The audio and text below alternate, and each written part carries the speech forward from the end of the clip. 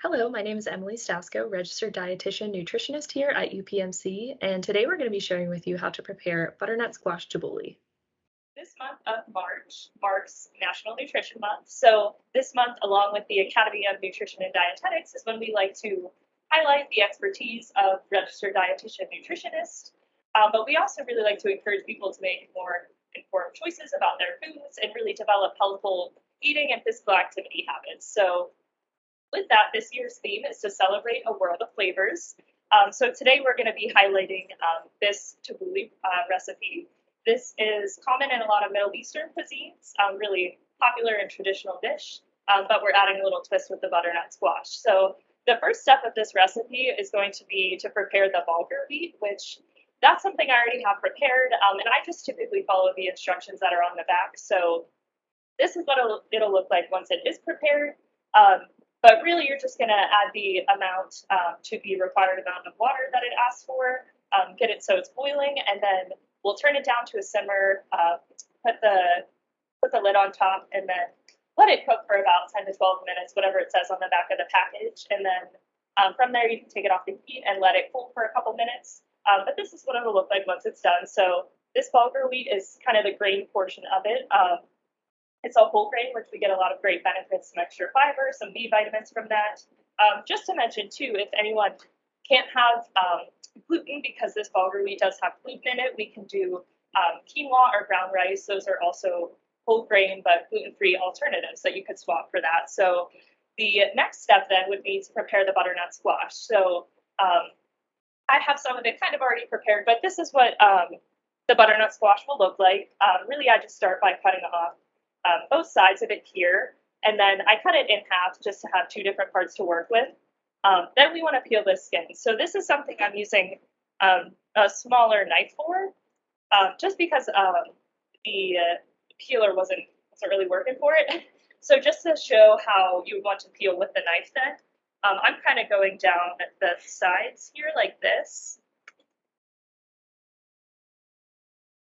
to get some of that peel off.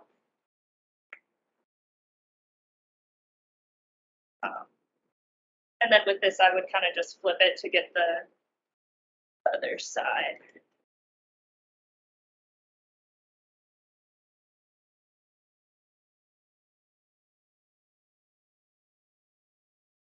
Do that the whole way around, just using it to show you a little bit.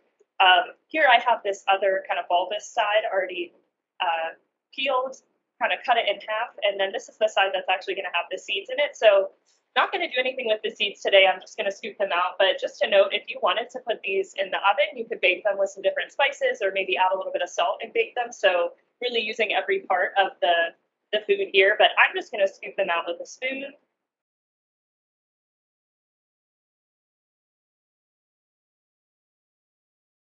And again, the butternut squash is packed with a lot of different nutrients. So we get vitamins A and C, and then some good fiber too. About a cup of it has around 3 grams of fiber. So scooping out the seeds with it, and then I'm gonna take my knife here, really cut down a little bit. I'm gonna take these and cut them into strips.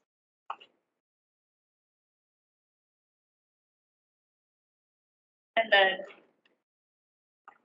cube it from here.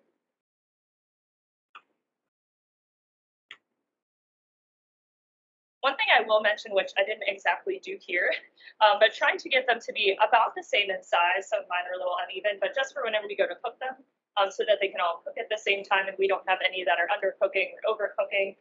Good to try. They don't have to be pretty, but about the same size will help with cooking. So these will be our cubes that we have here, and we're going to do the whole squash for time purposes. I'm not going to do the whole thing right now, but preparing the whole, peeling it, cubing it, the squash. And then what we're going to do is add maybe 2 to 3 tablespoons of olive oil and put that on the stove top. So we're going to throw the olive oil, put a lid on it, and let it cook for about 5 minutes or so. Then you can remove the lid and let it cook for another 5 to 7 minutes. Really want it to be tender, so like a fork can pierce through it. That's how you know it'll be a good texture there. But Something to add to one of the ingredients that we're going to have in this recipe is a shallot. We're going to mince up a shallot, which I actually do already have prepared. This is something, if you would like, you could add it in and cook it with a butternut squash. It doesn't have to be cooked. You can add it in later, but can add some additional flavor that way. And this is a vegetable kind of similar to like an onion, so adds a lot of good flavor to the recipe. But now we have our bulgur wheat prepared. We have the butternut squash prepared. The next steps actually would be to cut up some of our herbs here. So I have mint and parsley. The mint and the parsley, we want to chop these about a half cup of mint chopped and then about a full cup of parsley chopped. These here, one thing I'll mention, you can actually keep the stems. I know we're just going to chop off the leaves, but if you want to keep the stems and throw them in like a vegetable stock, that's another great way to use all parts of the food and kind of cut back on some of the waste. So those are already prepared. And then really what we're going to do is just kind of add it all together. So over here, I have, again, the bulgur wheats. I'm going to mix in the bowl here. The cubed butternut squash.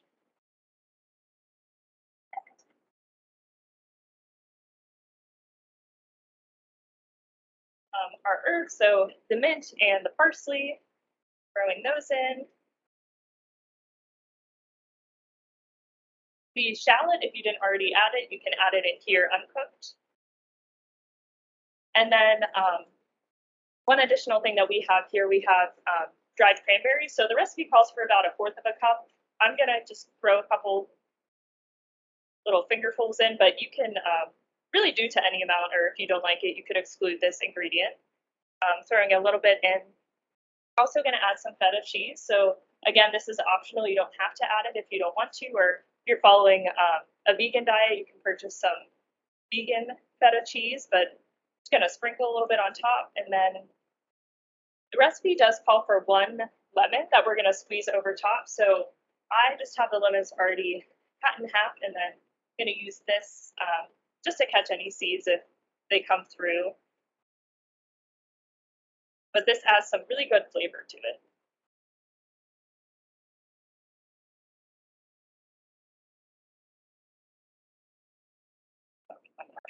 And really with any of this, you could do it to your liking. If you wanted some extra lemon, or you want to add extra cheese, or whatever it is, you can do to your liking. That there. And then the final thing about 1 to 2 tablespoons of olive oil. Again, you can kind of do this to your liking. I'm not going to measure it out. I'm just going to pour this over top. And then that's really it. We're just going to mix it all together. Make sure everything's like evenly spread out.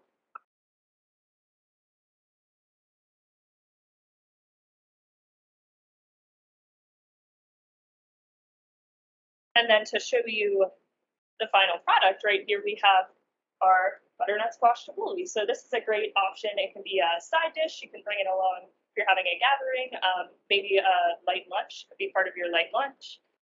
It's a really good option. And thank you for joining me for this recipe, and we look forward to seeing you for the next one.